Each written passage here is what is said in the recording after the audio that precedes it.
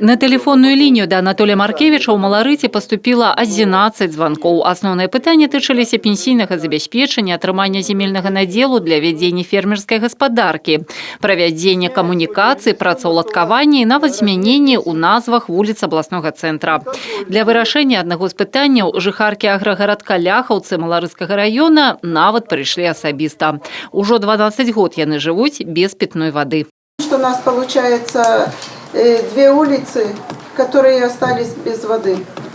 Чуть-чуть есть там в начале метров 300 одной и другой, а дальше нет воды. В колодцах воды у нас практически нет.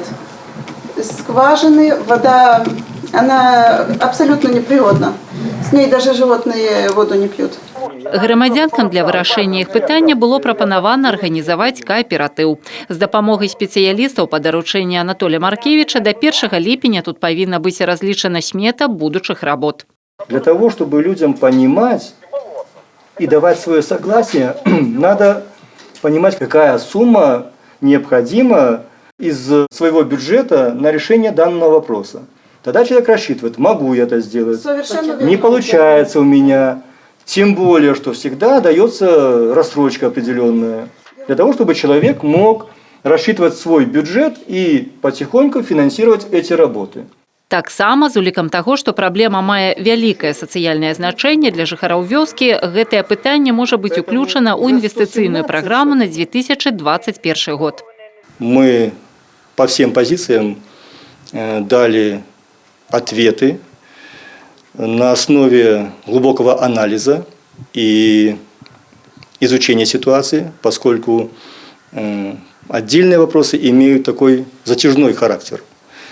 Мы их здесь же на месте в райисполкоме рассматривали в прошлом году, были даны исчерпывающие ответы, но, возможно, на протяжении данного периода времени появились какие-то новые нюансы, какие-то новые вопросы, и нужно еще раз где-то детализировать отдельные направления в этой проблематике. Звярнулася да памочніка прэзідэнта адзінокая жыхарка вёскі Збураш Маларыцкага района. Уласюк Александра Васильевна даўно намагаецца разабрацца ў налічэнні ёй пенсіі. Гэтае пытанне было вырашана накіраваць для дадатковага маніторынгу ў камітэт па працы, занятасці і сацыяльнай абароне брэсцкага аблвыканкама. Анатоль Маркевич пасля прыёму асабіста наведаў пенсіянерку і высветліў, у чым жанчына мае патрэбу на сённяшні дзень. Па гаспадарцы ёй дапамагае сацыяльны работнік. Памочнік прэзідэнта даў асабістае распараджэнне па дапамозе жанчыне ў добраўпарадкаванні прыдамавой тэрыторыі, а таксама ў забяспечанні яе дровамі на зіму і ў набыцці лекавых сродкаў.